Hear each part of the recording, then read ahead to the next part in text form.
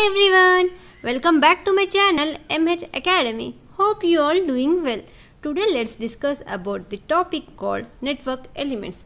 And for PDF, join my Telegram channel in the description link. So let's start our video from the introduction of network. Let's know first what is a network and what are the examples we are having in the network. Network, it is an interconnection of two or more simple circuit elements, which is known as electrical network. And in electric circuit, a network consisting of closed loop, which is given in a written path to the current. And next, the examples of network are batteries, switches, resistor, capacitor and inductor, etc. Next, we are having classification of network elements. In the classification of network elements, we are having four categories, that is distributed and lumped circuit elements, next active and passive element, linear and non-linear element, and bilateral and unilateral element. Let's discuss it one by one. We will start with lumped and distributed elements. In lumped and distributed elements, it is totally reverse of each other, and in lumped circuit elements, physically separable elements. It means which can be separable physically. The examples of lumped circuit elements are resistor, capacitor and inductor. Coming to the distribution of elements, that is, in distributed element is one which is not separable for electrical purpose. It is reverse of lumped circuit elements, and examples are transmission line has distributed resistance, capacitance and inductance. Next, we are having active and passive elements. In active element, it is a source of energy which is known as active element. The examples are voltage source and current source. Next, we are having passive elements. Passive elements, it is different from active element because the element it stores energy or dissipates energy, which is known as passive element. And examples of passive element are resistor, inductor and capacitor. Next, coming to the linear and non-linear elements are, in linear elements, if the element obeys superposition principle, then it is said to be linear element. What is superposition principle? Let's have a brief discussion about superposition principle.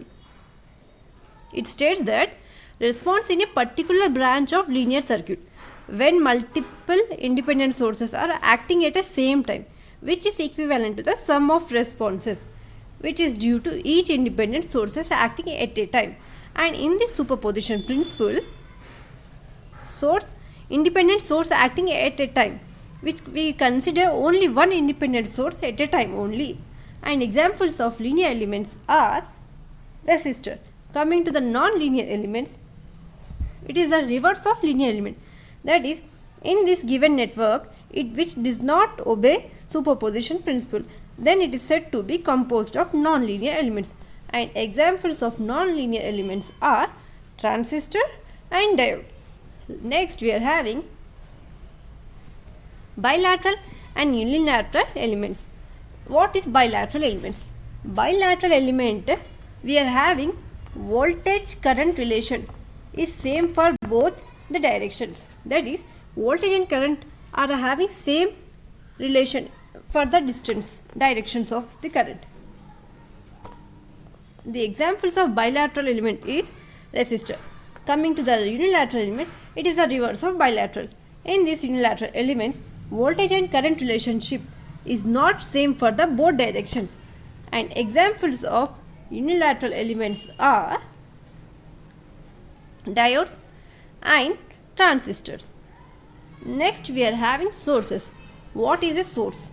As we have discussed in active element, the source of energy is called active element. That is, source is an active network element which is meant for generating electrical energy. And the classification of source are of two types. That is, we are having into two categories: independent sources, and next one we are having is dependent sources. That is, in this classification of sources, these are the sources which is independent and dependent source. In independent, we are having two sources, that is voltage and current. Coming to the dependent, we are having voltage source and current source. As V here indicates voltage and I here indicates current source. And when n conductors are connected in series, the equivalent inductance is L equivalent is equals to L1 plus L2 and so on up to Ln. In series, when n inductors are connected in parallel, then equivalent inductance will become reciprocal of the series equivalent inductance. And thanks for watching my video.